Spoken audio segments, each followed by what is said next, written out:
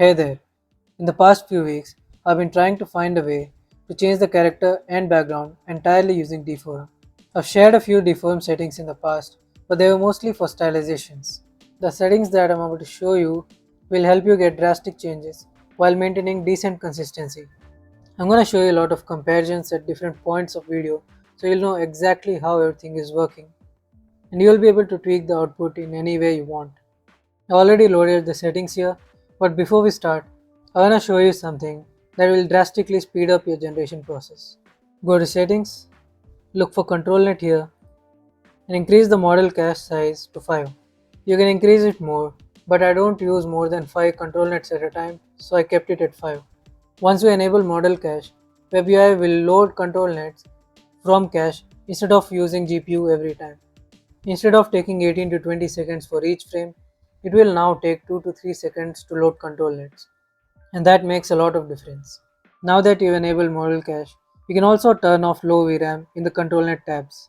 Turning on low VRAM takes more time, but now the GPU that was being used to load the control nets can be used here, so you can turn off low VRAM to speed up the process even more. Before model cache, I had to use low VRAM even at 1280 resolution, but now I can use 4 to 5 control nets at 1280 without low VRAM, and I can also generate at 1920 with low VRAM. You can look at the 16:9 resolution list here to pick the resolution. I recommend using the ones that are highlighted in the green. Resolution makes a lot of difference, and you can see that on the screen. Now coming to the actual settings here, I'm using 20 steps for this. You can increase the steps even more if you want. Increasing the steps will make the face and overall image better, and I'm using 1280 into 720 resolution for this. Change the seed to -1. I'll come back to this later. Let's look at all the settings now, and I'll explain how it's working after that. In the keyframes tab, I recommend using the values between 0.5 to 0.65. For CFG, I'm using 4.5. Seed is fixed. You don't have to change anything in motion. Bring down the noise to 0. In coherence, I'm using lab. Change anti-blur to 0. Like I said, the prompt is for Broly on planet Namek. In the init tab, video init, give path for your video. For the control nets, use open post for the first one with weight 1. The second slot is empty, but you don't have to keep it empty.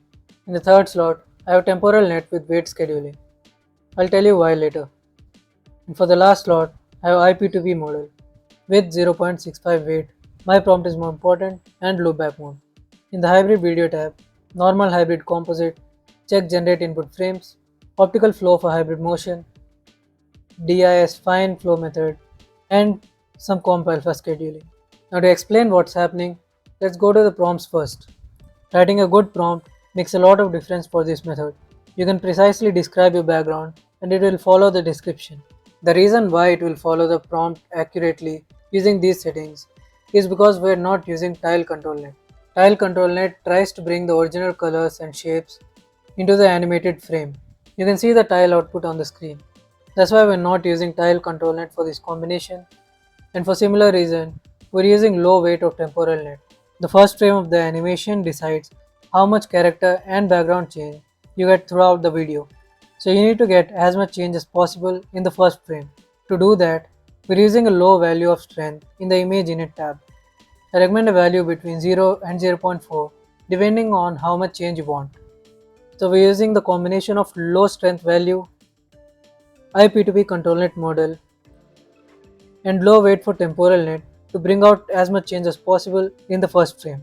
Now we need to carry out that change throughout the video. So to carry out the change and maintain consistency, we're using a relatively high value of strength schedule and lower value of comp alpha schedule. So you need to keep the comp alpha schedule value low in the beginning frames. And I'm using DIS fine flow method because this is the method that works the best for this combination. You can see the comparison on the screen. So basically we bring out a lot of change in the first frame using strength 0, IPTV model and low value of temporal net, and then we carry out the change throughout the video using high value of strength schedule, low value of comp alpha schedule and DIS fine flow method. After changing all these settings, I recommend doing multiple runs to find out the seed value that's giving the best result. Keeping the settings same and changing the seed also brings quite a lot of difference. Here's the result that is generated using this method.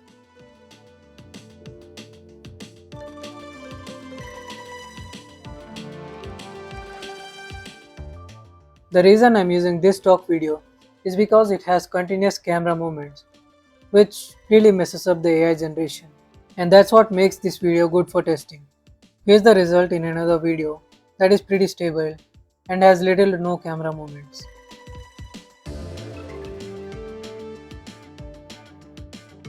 And here's the comparison of previous methods and this method.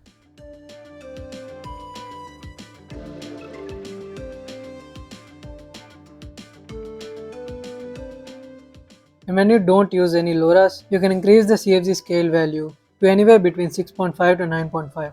Although this settings combination works really well to bring out character and background change, the previous settings that I've shared can still be used to make these unique stylized videos. So you can use the first combination I shared if you simply want to do style transfers. You can use the second combination if you want to get unique stylized videos, and this combination when you want to change the character and background.